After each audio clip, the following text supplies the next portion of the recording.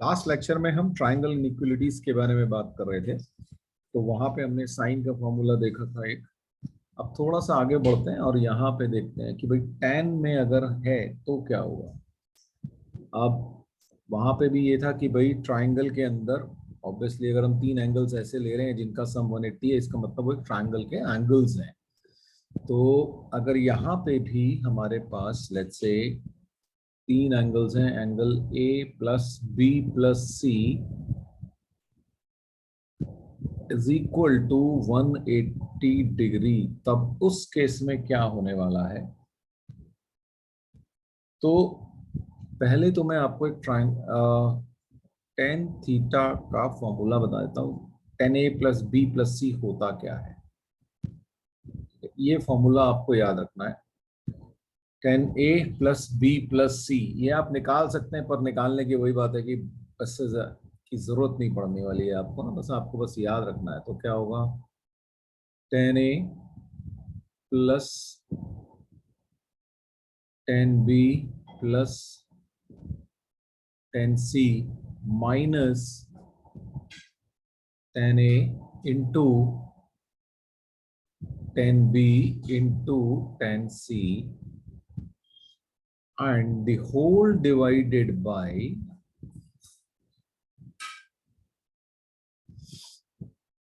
1 minus 10a 10b minus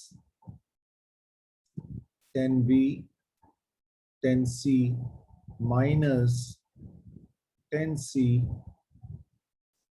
10a। अब देखिए क्या हुआ, फॉर्मूले में आप बड़ा सिंपल है, a प्लस बी प्लस सी चल रहा है, तो 10a plus 10b plus 10c minus तीनों का multiplication 10a into 10b into 10c divided by 1 minus 10a 10b। अब दो पेयर आ गया, 10a 10b minus 10b 10c minus 10c 10a। तो अब ये पेयर्स की बात आ गई। अब यहाँ पे अब समझने की बात ये है कि अब हमें गिवन क्या है, हमें गिवन है कि a plus B plus C is equal to 180 है। ठीक है, यानी कि आपको लेफ्ट हैंड साइड में क्या मिला, आपको लेफ्ट हैंड साइड में मिला 10 180। अब 10 180 होता क्या है, 10 180 होता है 0। तो इसका मतलब ये हो गया कि आपका जो ये जो फॉर्मूला है, अगर इसमें a plus B plus C equal to 0 हो जाए तो आपका ये जो फॉर्मूला है इसका जो लेफ्ट हैंड साइड है वो 0 हो गया। ठीक है, मैं यहीं पे लिख देता हूं, देखो जी, मैं थोड़ा सा टाइम बचा रहा हूं, आप लोग एक्स्ट्रा लिख सकते हैं उसको, ऑफ कोर्स लिखना भी चाहिए। तो अब आपका लेफ्ट हैंड साइड 0 हो गया। अब जैसे ही लेफ्ट हैंड साइड 0 हुआ, आपका ये जो पार्ट है डिनोमिनेटर का, ये उस दूसरी साइड में जाएगा, 0 से मल्टीप्लाई होगा 0 हो जाएगा। तो अब आपके पास बचेगा क्या, सिर्फ और सिर्फ न्यूमरेटर। अब इसका मतलब हो गया कि numerator is what, 10a plus 10b plus 10c minus 10a 10b 10c। ये आ गया। अब 0 है तो ऑब्वियसली अब आपको क्या मिला, 10a plus 10b plus 10c is equal to 10a into 10b into 10c। ठीक है, तो जो सम था तीन अलग अलग एंगल्स के लिए tan का, वो प्रोडक्ट में कन्वर्ट हो गया। तो 10a plus 10b plus 10c is equal to 10a into 10b into 10c। ठीक है, कभी कभी फिर वही बात है कि हम इसको कैसे लिख सकते हैं, इसको हम समेशन 10a, ठीक है, इसको लिखने का तरीका बता रहा हूं शॉर्ट फॉर्म में, इज इक्वल टू पाई, ये कैपिटल पाई ऐसे बड़ा सा पाई लिखो, तो इस पाई का मतलब होता है मल्टीप्लीकेशन। ठीक है, और उसको में से लिखेंगे 10a। ठीक, ये लिखने का तरीका आपकी मर्जी है, इसको लिखना चाहो लिखो, नहीं लिखना चाहो ना लिखो। ठीक है, मतलब शॉर्टकट काम करने की आदत होती है तो आलस वाली बात है जो मैं आपसे हमेशा कहता हूँ ना, तो हम लोग आलस करने की कोशिश करते हैं, कम से कम मेहनत करने की कोशिश करते हैं, तो हम उसको ऐसे लिख सकते हैं।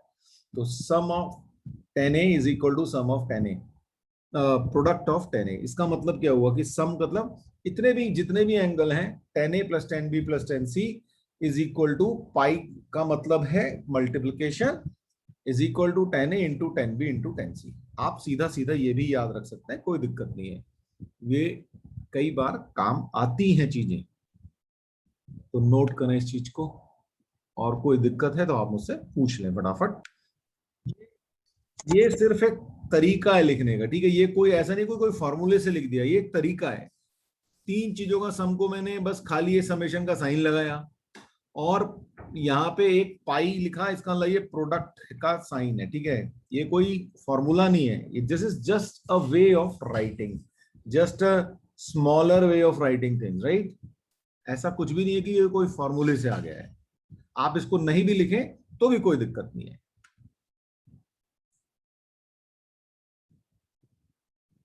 अब यही से ही एक चीज और करने की कोशिश करते हैं। ये मान लीजिए ये जो हमारा जो रिजल्ट आया, इसमें अगर मैं दोनों साइड में, देखिए मैं क्या करने वाला हूं, cot A into cot B into cot C से अगर मैं दोनों साइडों में मल्टीप्लाई कर दूं तो क्या होगा, ठीक। तो cot A cot B cot C के साथ मैंने मल्टीप्लाई किया किसको, 10a plus 10b plus 10c को, और जब मैं यहां पे मल्टीप्लाई कर रहा हूंगा तो क्या हो रहा होगा भाई, जब मैं इधर मल्टीप्लाई करूंगा तो 10a 10b into 10c into cot A into cot B into cot C, ठीक है। अब मैंने दोनों साइडों में cot A cot B cot C से मल्टीप्लाई कर दिया, तो देखो क्या हुआ, ये 10a इस कॉट ए से कैंसिल होगा, 10b कॉट बी से कैंसिल होगा, 10c कॉट सी से कैंसिल होगा, ठीक है, तो इधर तो बन गया 1। अब आप जब 10a और इस पूरे के मल्टीप्लाई करोगे तो कॉट ए गायब होगा, तो आपके पास क्या बचेगा इधर, cot B into cot C. फिर जब इस वाले टर्म के साथ मल्टीप्लाई होगा तो आपके पास बचेगा कॉट ए कॉट सी, और फिर जब थर्ड टर्म के साथ मल्टीप्लाई होगा तो बचेगा कॉट ए कॉट बी। बताइए जी, ये क्लियर हुआ कि नहीं हुआ। यहां से आपके पास फॉर्मूला एक और जनरेट हो गया, विच इज, मैं यहां पे लिख देता हूं, और क्योंकि याद करने में आसानी होगी तो ये पेयर वाइज सम आ गया, ये है ना, cot A cot B plus cot B cot C plus cot C cot A is equal to 1। ये आपके पास फॉर्मूला आ गया, और वो भी कब है, when a plus B plus C is equal to pi या 180 डिग्री, ठीक है। तो ये आपके पास फॉर्मूला जनरेट हो गया, एक ये वाला और एक ये वाला, आपके पास फिलहाल यहाँ पे दो फॉर्मूले बन गए, ठीक है ना, एक 10a plus 10b plus 10c is equal to 10a 10b 10c, और दूसरा ये कॉट का। एक और formula, if a plus b plus c is equal to pi, यानी कि अगेन वही ट्राइंगल का एंगल चल रहा है, तो 10a by 2 into 10b by 2 plus 10b by 2 into 10c by 2 plus 10c by 2 into 10a by 2 is equal to 1, ठीक है।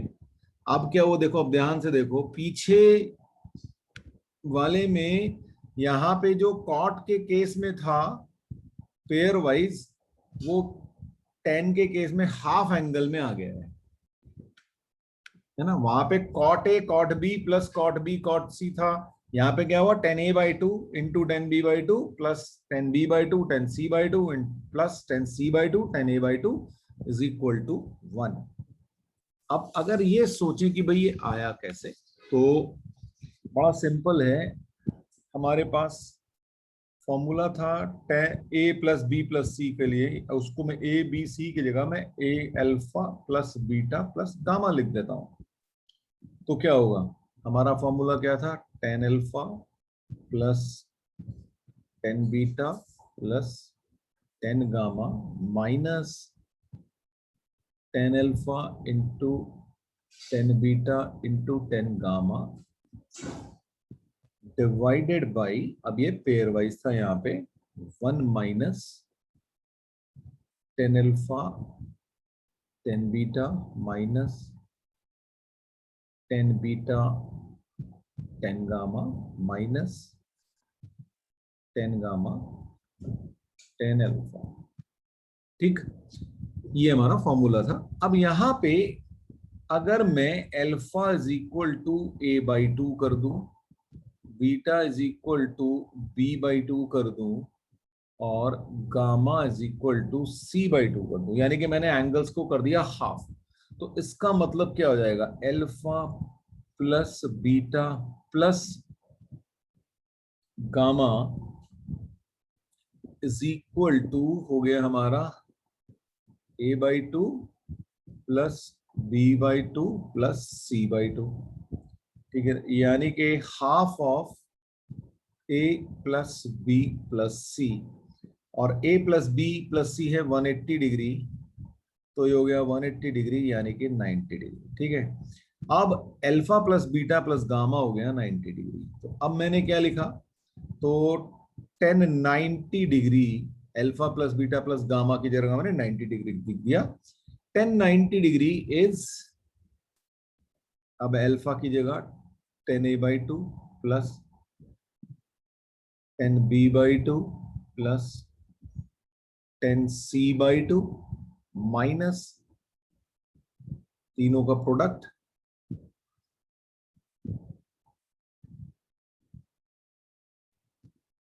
10c/2, और नीचे क्या आ रहा होगा, 1 minus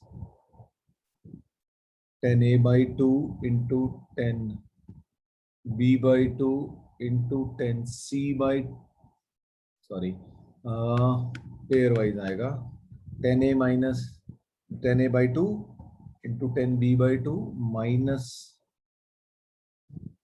10b/2 10c/2 minus 10c/2 10a/2। बताइए जी, यहां तक समझ में आई बात। अब देखिए 1090, 1090 क्या होता है, इन्फिनाइट होता है ना, इन्फिनिटी होता है, या 1090 को मैं लिख सकता हूं साइन 90 ओवर कॉस 90, राइट, यानी कि मैं इसको लिख सकता हूं 1/0। ठीक है, ये चीज हो जाएगी इक्वल टू, मैं यहां पे डाल रहा हूं 1/0। ठीक है, अब ये सारी 1/0 हो गया, 1090 की वैल्यू ये हो गई। ठीक, तो अब जब ये आपस में क्रॉस मल्टीप्लाई होगा तो ऊपर वाला डिनोमिनेटर हो गया, न्यूमरेटर हो गया 0, और न्यूमरेटर बनेगा 1, इसके साथ मल्टीप्लाई हो गया, आपको मिल जाएगा ये पूरा का पूरा, ये चीज हो जाएगी 0। ठीक, तो अब इससे क्या हो जाएगा आपको,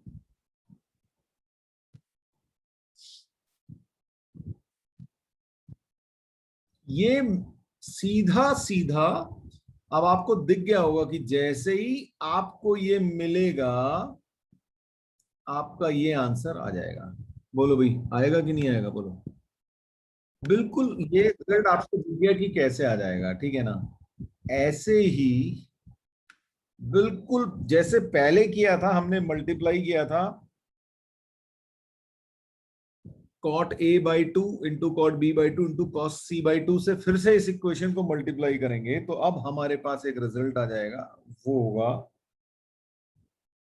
cot a/2 plus cot b/2 plus cot c/2 is equal to cot a/2 into cot b/2 into cot c/2।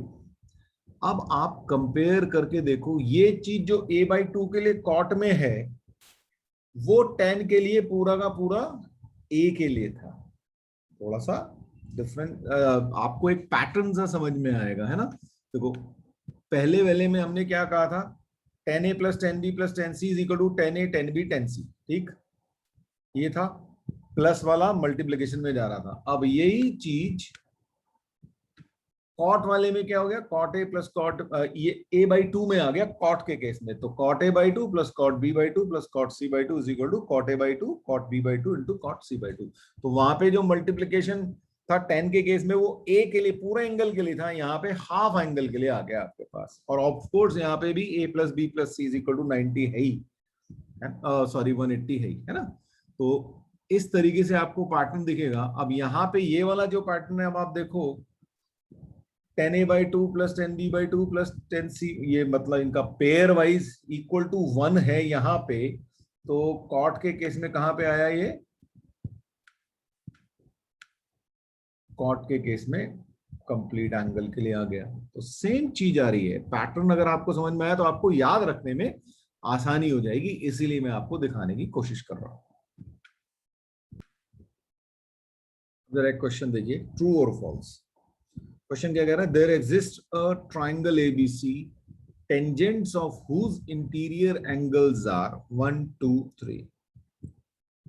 इसका मतलब क्या हुआ कि आपके पास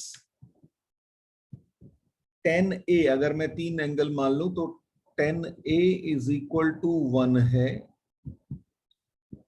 10b इज इक्वल टू 2 है और 10c इज इक्वल टू 3 है। ठीक है, ऐसा दिया है। तो अब ये पूछ रहा है कि क्या ऐसा कोई ट्राइंगल एग्जिस्ट करेगा, ऐसा कोई ट्राइंगल एबीसी एग्जिस्ट करेगा। तो ऐसा आपको सोचना है, सोचिए जरा सा। देखो अब आपको एक चीज पता है कि 1 plus 2 plus 3 is equal to 1 into 2 into 3। बोलो ऐसा होता है कि नहीं होता है? 6 ही है दोनों का आंसर। ठीक है, इसका मतलब अगर ये 1 की जगह में 10a रखूं प्लस 10b रखूं प्लस 10c रखूं तो ये क्या बन गया है, ये बन गया 10a into 10b into 10c। ठीक है, ये बन गया। और ये कब होता है, ये तब होता है कि जब तीनों एंगल्स का सम जो है 180 डिग्री होता है। इसका मतलब क्या हो गया कि ये तीनों एंगल का सम अगर 180 है तो इसका मतलब देयर एग्जिस्ट अ ट्रायंगल। क्यों? क्योंकि ट्रायंगल के तीनों एंगल का सम 180 ही होता है। तो इसका मतलब क्या हुआ कि हमारा स्टेटमेंट जो है ये ट्रू है। तो अब जरा सा थोड़ा सा ध्यान दें कि भाई ट्रिग्नोमेट्रिक फंक्शंस हमने पढ़ लिए सारे के सारे, तो उनके ग्राफ दिखते कैसे हैं। ठीक, आप ये ऑफ कोर्स आप खुद से ड्रॉ कर सकते हैं, पर थोड़ा सा स्पीड अप करने के लिए मैंने आपके लिए ग्राफ ऑलरेडी बना के रख दिया है। ठीक है, अब आप देख सकते हैं ये ग्राफ है जो सामने आपके है, ये साइन एक्स का ग्राफ है। ठीक है, इस साइन एक्स के ग्राफ को आप देख रहे हो।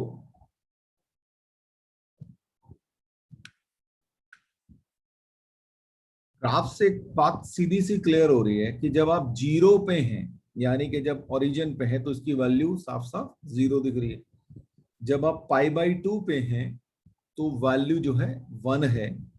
जब आप 3 पाई बाई 2 पे हैं तो आपकी जो वैल्यू आ रही है वो -1 आ रही है। Same way negative X axis की तरफ जाएं तो माइनस पाई बाई 2 पे वैल्यू -1 है और माइनस पाई पे वैल्यू जो है वो 0 है। तो अब आप देखेंगे कि ये पूरा ग्राफ बिल्कुल ऐसे रिपीट करता चला जाएगा। आप इंफिनिटी तक चले जाए, पॉजिटिव इंफिनिटी तक या नेगेटिव इंफिनिटी तक, तो क्या हो रहा है, पूरा का पूरा ग्राफ इसी तरीके से रिपीट होता रहेगा। तो इस चीज को थोड़ा सा ध्यान में रखिएगा, क्योंकि ये चीजें बहुत बहुत ज्यादा हेल्प करेंगी अगर आपके दिमाग में ग्राफ बैठे हुए हैं तो। इसको आप नोट कर लें और फिर उसके बाद नेक्स्ट ग्राफ पे चलते हैं हम लोग। और देखो आप लोग, 0 से पाई बाई 2 तक ये ग्राफ इंक्रीज कर रहा है, उसके बाद पाई बाई 2 से फिर पाई तक जो है ये डिक्रीज कर रहा है ना। अब आप अपने यूनिट सर्कल को खास ध्यान करो और वहां पे आप देखो हम साइन की जो वैल्यूज थी वो किस तरीके से चेंज होती थी। वही पैटर्न जो है ये यहाँ पे फॉलो हो रहा है। अब आपके सामने cos x का ग्राफ है, देखिए अब आप cos x 0 पे क्या है 1, cos 0 1, पाई बाई 2 पे ध्यान दीजिए कितना है 0, है ना, माइनस पाई बाई 2 पे भी 0 है। यही हमारा आपने जब मैंने आपको सर्कल से सिखाया था बनाना, तो वही चीजें देखिए आपके सामने आ रही है कि किस तरीके से वेरी कर रहा है, कहां से कहां तक डिक्रीजिंग है, 0 से लेके पाई तक देखिए ये डिक्रीज कर रहा है ना, और ऐसे ही माइनस पाई से लेके 0 तक ये इंक्रीज कर रहा है। तो ये चीजें आपको ध्यान रखनी है, ये आप अपने हाथ से बनाइएगा, क्योंकि जब तक अपने हाथ से नहीं बनाओगे ये कभी भी नहीं बनेंगे आपसे, और इनका इंपॉर्टेंस अभी आपको समझ में नहीं आएगा लेकिन बाद में बहुत ज्यादा इंपॉर्टेंट हो जाएंगे ये।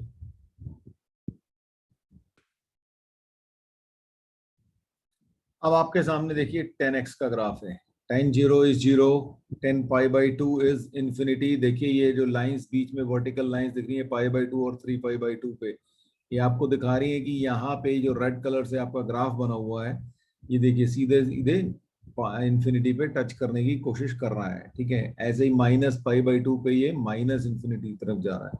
अब आप देखो कितना बढ़िया पैटर्न बना हुआ आपके सामने, है ना। ये आपको हमेशा जो है याद दिलाएंगे, अगर ये पैटर्न आपके दिमाग में फिट है तो आपको बहुत सारे क्वेश्चंस करने में आसानी होगी। तो इनको जरूर से आप बनाएं।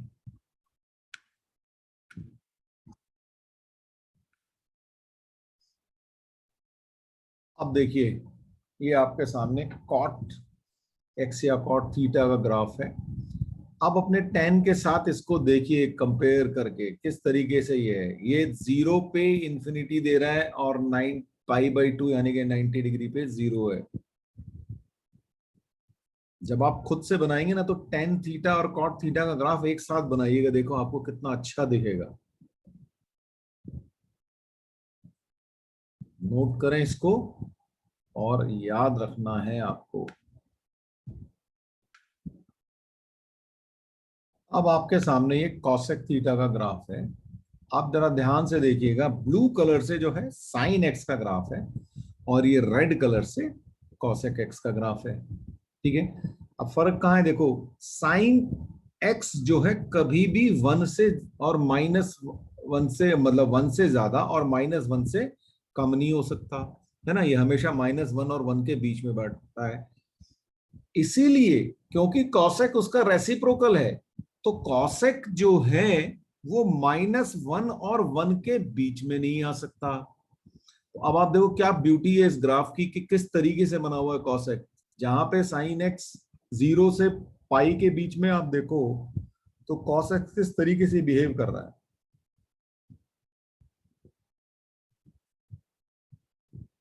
तो पाई बाई 2 पे दोनों एक दूसरे को टच कर रहे हैं, उसके अलावा ये कहीं पे भी एक दूसरे को टच नहीं कर रहे, क्योंकि चीजें ही अलग अलग है ना, रेसिप्रोकल है, तो इसलिए वो इस वे में बिहेव कर रहा है।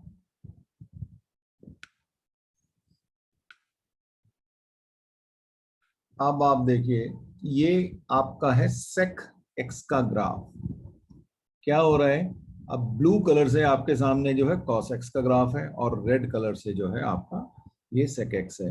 तो बिल्कुल जैसे कॉसेक एक्स में हो रहा था कि भाई वो साइन को क्रॉस नहीं किया कहीं भी, है ना, बस टच किया, बिल्कुल सेम वे ये सेक और कॉस है आपके सामने, क्योंकि कॉस एक्स का रेसिप्रोकल है सेक एक्स। तो अगेन जैसे कि कॉस एक्स -1 और 1 के बीच में ही रहता है जस्ट लाइक साइन एक्स, तो ये भी -1 से माइनस इंफिनिटी और 1 से इंफिनिटी ये वहां पे मूव करता है। सेम वे कॉसेक एक्स भी 1 से लेके इंफिनिटी और -1 से लेके माइनस इंफिनिटी इन्हीं के बीच में मूव करता है। तो this is the beauty of these graphs. अगर आपको ये याद रहेंगे, आप इनको बनाएंगे तो आपको बहुत ज्यादा फायदा होगा इन फ्यूचर।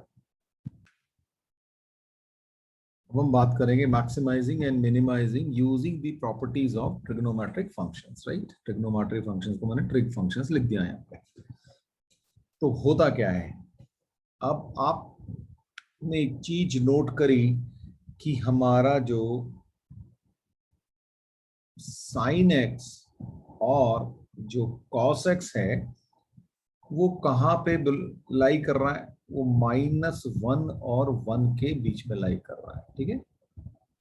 यही चीज है, -1 और 1 के बीच में लाई कर रहा है। मैक्सिमम वैल्यू 1 हो सकती है और मिनिमम वैल्यू -1 हो सकती है। ये आपने ग्राफ में भी देख लिया और ये आपको वैसे भी पता है ना, क्योंकि साइन एक्स और कॉस एक्स में जो डिनोमिनेटर होता है वो होता है हाइपोटेन्यूज, और hypotenuse is the largest side. तो लार्जेस्ट साइड हमेशा ही आपको कभी ऐसा होने ही नहीं देगी उसकी वैल्यू जो है 1 से ज्यादा हो जाए या -1 से कम हो जाए, ठीक है।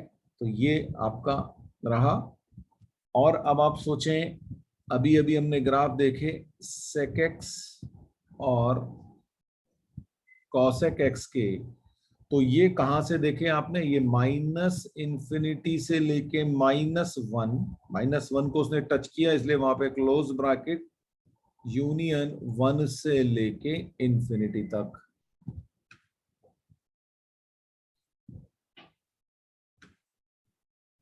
ठीक है भाई, ये आपके पास इंफिनिटी पे आपको पता ही है हमेशा ओपन ब्रैकेट लगता है, क्लोज ब्रैकेट लगता नहीं है।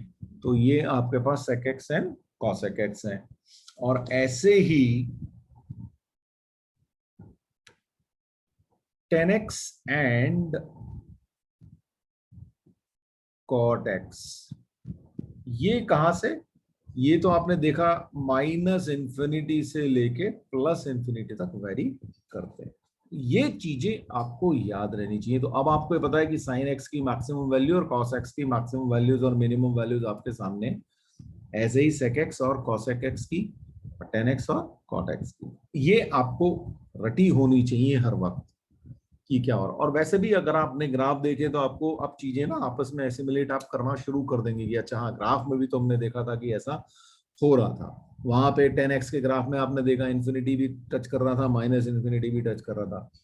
सेक एक्स और कॉसेक एक्स कभी भी 1 और -1 के बीच में नहीं जा पाए, है ना। तो ये सब चीजें आपको ध्यान में रखनी ही है आप। यस।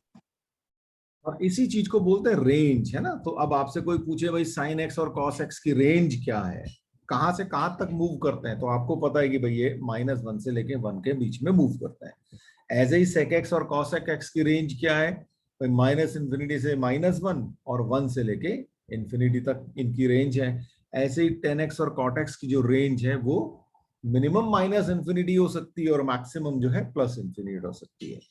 तो ये रेंजेस बोलते हैं इनको, कि रेंज। अब ये वर्ड आप ध्यान रखेंगे, है ना, रेंज क्या है।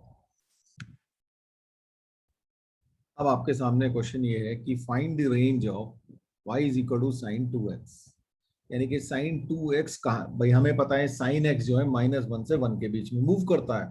तो साइन 2x किसके बीच में मूव करेगा, उसकी रेंज क्या होगी, ये हमें सोचना है। या हमें ये सोचना है कि भाई हम x की क्या क्या वैल्यूज रख सकते हैं, तो उससे आइडिया मिल जाएगा हमें। तो x की कौन सी वैल्यू रखें तो हमारा साइन 2x जो है किस तरह की वैल्यूज दे रहा होगा, ये हमें सोचना है। अच्छा x, अब देखो साइन x का ग्राफ आपको पता है, साइन x में x तो कुछ भी था ना, -∞ से लेके इंफिनिटी तक था, है ना। एक्स एक्सेस पूरे के पूरे ऊपर ही ग्राफ था, ऐसा तो था नहीं, वो हमने थोड़ा कम दिखा रखा था, लेकिन ग्राफ तो पूरा है ना। तो -∞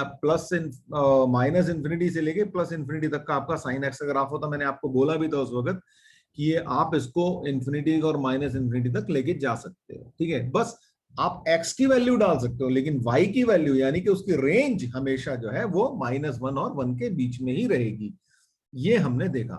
अब हमें सोचना है कि भाई y is equal to sine 2x की रेंज जो है वो क्या होगी। सोचिए जरा सा एक बार आप लोग। अब देखिए जी, साइन 2x है, मान लीजिए मैंने x रखा π/8, ठीक है। x को मैंने π/8 रख दिया, तो साइन 2x क्या बन जाएगा हमारे पास, 2 इंटू π/8 यानी कि साइन π/4। ठीक है, तो साइन π/4 क्या होता है? 1/√2। ऐसे ही अगर मैं x इज इक्वल टू, मान लीजिए मैं रख दूं π/6, तो 2x क्या हो जाएगा? π/3 हो जाएगा, यानी कि साइन 2x की जगह मैं लिखूंगा साइन π/3। वैल्यू क्या आएगी? अगेन √3/2। तो हो क्या रहा है, मैं कुछ भी वैल्यू रख रहा हूं, ये आंसर तो हमेशा अभी भी आपका -1 से 1 के बीच में ही आएगा। तो साइन 2x में रख दूं तो कोई फर्क नहीं पड़ने वाला, साइन को कुछ भी मिल रहा है। ठीक है, साइन को 2x मिल गया, कोई दिक्कत नहीं, उसने कहा कोई बात नहीं चलने दो। तो क्या करेगा वो, फिर से उसकी वैल्यू जो है -1 से 1 के बीच में ही रहेगा। इसका मतलब इसकी जो रेंज होगी वो अभी भी -1 से 1 के बीच में रहेगी। तो अब आप ये सोचो कि अगर साइन 3x हो तो भी यही होने वाला है, साइन 4x हो तो भी यही, रेंज नहीं बदलेगी। ये थोड़ा सा आप ध्यान से समझ लें। या साइन x/2 हो या साइन x/4 हो, रेंज तब भी वही रहेगी। ठीक है, अब रेंज ऑफ साइन x², अब क्या होगा? अब सोचो वंस अगेन। अच्छा देखो, x तो हम -∞ से लेके +∞ तक कुछ भी रख सकते हैं। हमने देखा था साइन x ग्राफ में पूरा का पूरा x एक्सेस जो था हमारा, हम रख सकते थे उसके अंदर, उसमें कोई भी वैल्यू रख सकते थे। ठीक है, तो अब अगर x -∞ से ∞ के बीच में, तो x² क्या हो भाई? स्क्वायर क्या करेगा, जो भी नेगेटिव टर्म्स हैं उनको पॉजिटिव कन्वर्ट कर देगा। लेकिन हुआ क्या होगा, इनके बीच में कहीं एक जीरो रहा होगा, तो जब जीरो का स्क्वायर करूंगा तो वो जीरो ही देगा, और इन्फिनिटी का स्क्वायर तो इन्फिनिटी देगा। तो यानी कि x² भी 0 से इन्फिनिटी के बीच में ही रहेगा। अब जब x² 0 से इन्फिनिटी के बीच में है, तो ऑब्वियसली साइन को इनपुट के रूप में क्या मिला भाई? साइन x² है। अब x² जो है 0 से इन्फिनिटी के बीच में है, तो यानी कि इनपुट क्या मिला उसको? सिर्फ पॉजिटिव x एक्सेस मिला। ठीक है, नेगेटिव x एक्सेस नहीं मिला। लेकिन साइन को क्या फर्क पड़ा, पॉजिटिव x एक्सेस पे भी तो वो यही घूम रहा है ना, यही घूम रहा है। तो यानी कि फिर से साइन की जो रेंज होगी वो क्या होगी? -∞ से लेके, ओ सॉरी, -1 से लेके 1 के बीच में। अब जैसे जैसे साइन बिहेव कर रहा है वैसे वैसे कॉस भी बिहेव कर रहा होगा, है ना, सेम ही है दोनों का बिहेवियर। अच्छा, अब आप सोचो कि जैसे हमने साइन x² लिखा, ऐसे ही हम साइन ऑफ √x करेंगे तो भी वही होने वाला है। तो साइन को कुछ भी देंगे तो क्या करेगा, ये हमेशा -1 से 1 के बीच में ही बाहर निकाल देगा। लेकिन अब अगर मैं आपसे पूछूं कि what is the range of y is equal to sine square x, तब क्या होगा? अब आप ध्यान से समझना इस चीज को कि अभी तक तो हम x पे चेंज कर रहे थे, है ना, एंगल में चेंज कर रहे थे। अब यहाँ पे क्या हुआ, साइन x का होल स्क्वायर। अब एक्चुअली में इसका क्या मतलब होता है? इसका मतलब होता है साइन x होल स्क्वायर। अब आप देखो, साइन x को कुछ भी देंगे तो वो क्या निकालने वाला है? वो -1 से 1 के बीच में ही रहेगा। ठीक है, लेकिन अब अगर मैं इसका होल स्क्वायर कर दूंगा तो क्या होगा? तो अब आप देखो, -1 का होल स्क्वायर करता हूं तो 1 मिलता है, 1 का स्क्वायर करता हूं तो भी 1 मिलता है। लेकिन इन दोनों के बीच में, ये इंपॉर्टेंट है ध्यान रखना, इन दोनों -1 और 1 से बीच में, भाई जब हम -1 नंबर लाइन पे -1 से 1 के बीच में जाते हैं तो कहीं एक बीच में जीरो भी होता है। तो अगर मैं इस पूरे का स्क्वायर कर रहा हूं तो इस जीरो का स्क्वायर भी हो रहा है कहीं, तो जीरो का स्क्वायर जीरो ही होता है। और इसके अलावा जितने भी यहाँ पे नेगेटिव नंबर्स हैं उन सब का स्क्वायर करूंगा तो वो कुछ पॉजिटिव नंबर दे रहे होंगे। ठीक है, बस जीरो में ही ऐसा हो रहा होगा कि जीरो आ जाएगा, बाकी सब तो सब पॉजिटिव दे देंगे उसको। तो इसका जो रेंज हो जाएगा वो क्या हो जाएगा? अब ये हो जाएगा 0 से लेके 1 तक। अब बात करें range of y is equal to cos square X minus sine square X. अच्छा, अब आप ऐसा नहीं होता कि कॉस स्क्वायर एक्स की रेंज लिख दी और साइन स्क्वायर एक्स की रेंज लिख दी, माइनस कर दिया आपस में, ठीक है ना। जब भी इस तरह की चीज हो तो आपको क्या करना है, उसको सिंप्लीफाई करके देखना है कि सिंप्लीफिकेशन के बाद कैसा हो रहा है, ठीक है ना। तो cos square X minus sine square x, इसको सिंप्लीफिकेशन करें तो क्या आता है, जरा बताएं आपको मुझे। भाई ऐसा होता है ना, cos square X minus sine square जो एक्स होता है वो कॉस 2x होता है, ठीक है। और अभी अभी हम इतनी देर से देख ही जा रहे थे कि भाई साइन के अंदर एंगल 2x हो, 3x हो, 4x हो, x/2 हो, x/8 हो, कुछ भी हो, आंसर क्या आने वाला है, -1 से लेके 1 तक। तो जो साइन एक्स के साथ हो रहा था वही कॉस एक्स के साथ हो रहा है, क्योंकि दोनों का ग्राफ आपने देखी है, उनका बिहेवियर क्या है, -1 से 1 के बीच में ही रहते हैं, -∞ से इन्फिनिटी तक उनको वैल्यू देते रहो, वो दोनों के दोनों -1 और +1 के बीच में ही रहते हैं। तो यहाँ पे भी यही होगा। चलिए अब बताइए फिर, पिछले वाला आपने देख लिया cos square X minus sine square X, अब ये आपके पास है y is equal to cos to the power 4x/2 minus sine to the power 4x/2। इसकी रेंज क्या होगी, सोचो। ऑलराइट, ये A square minus B square लिखा हुआ है ना, इसको उस फॉर्म में लिख सकते हैं ऑफकोर्स। तो हम ये क्या बनेगा, cos square x/2 plus sine square x/2 into cos square x/2 minus sine square x/2। ये तो हो गया 1, ठीक है, तो टेंशन ही नहीं। तो अब ये हो गया cos square x/2 minus sine square x/2, और ये क्या बना, ये बना cos x। और अगर ये cos x है तो इसकी जो रेंज है वो -1 से 1 के बीच में होगी। आज के लिए आखिरी क्वेश्चन। तो range of y is equal to sine X minus half, उसका भी होल स्क्वायर +2, ठीक है। अब इसको समझने की कोशिश करें हम लोग, क्या होगा। तो अब आप देखिए भाई, यहाँ पे जो हमें वैल्यू रखनी है, अब देखो एडजस्टमेंट हम पिछले क्वेश्चंस में कर रहे थे क्योंकि वहां पे आप कुछ कर सकते थे।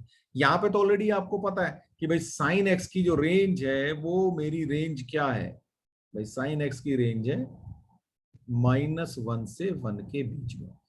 अब इसके बाद ये सारा इसको सॉल्व कर लेते हैं हम, काम खत्म हो जाएगा हमारा। तो अब देखिए जी क्या होगा, अब -1 है यहाँ पे और ये -½ है, ये मतलब आप इसको इस वे में समझो कि माइनस करना है मुझे। तो -1 में से माइनस गायब हुआ तो क्या आएगा, इसको बिलोंग्स टू लिखते हैं यहाँ पे, है ना। तो यहाँ पे भी एक्चुअली बिलोंग्स टू ही होना चाहिए। तो क्या बनेगा आपके पास, -3/2 और 1 में से -½ गया तो क्या बनेगा, हाफ, और ऊपर होल स्क्वायर है ही, और ये +2 है।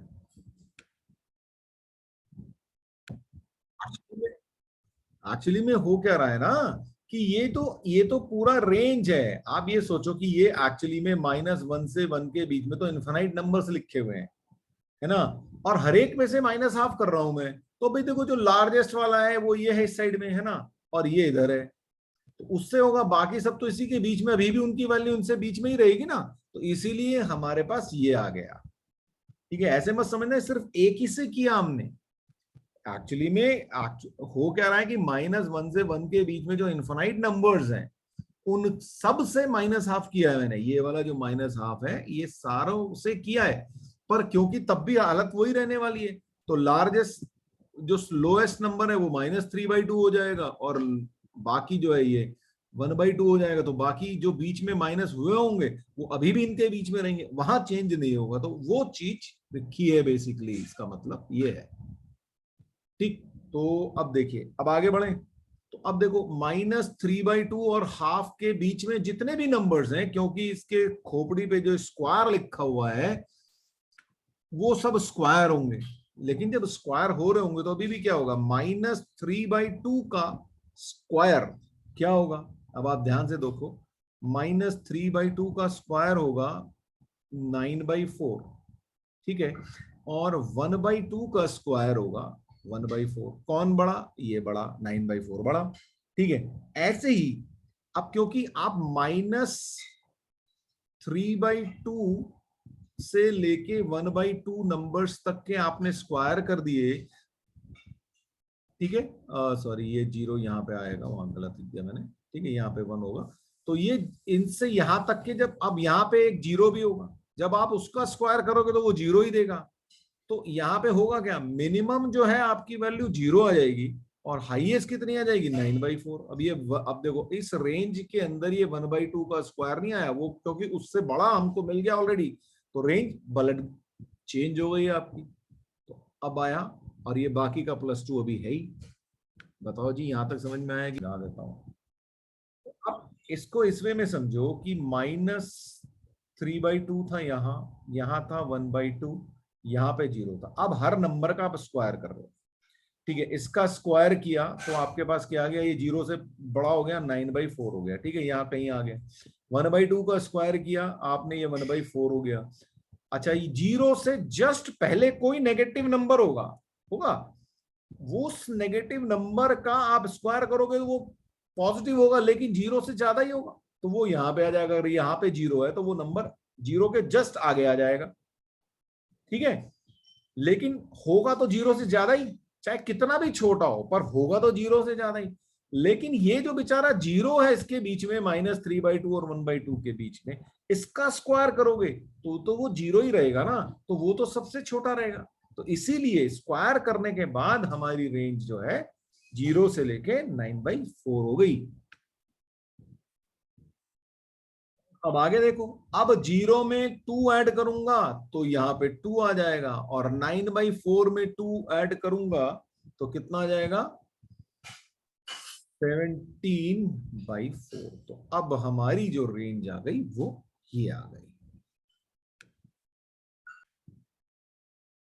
चलिए आज के लिए इतना ही, नेक्स्ट टाइम फिर इसी के आगे शुरू करेंगे, और इस पे क्वेश्चंस करेंगे, और चीजें देखेंगे कि आपके पास किस तरह की क्वेश्चंस आते हैं। ऐसे क्वेश्चंस मिलेंगे आपको बड़े आराम से।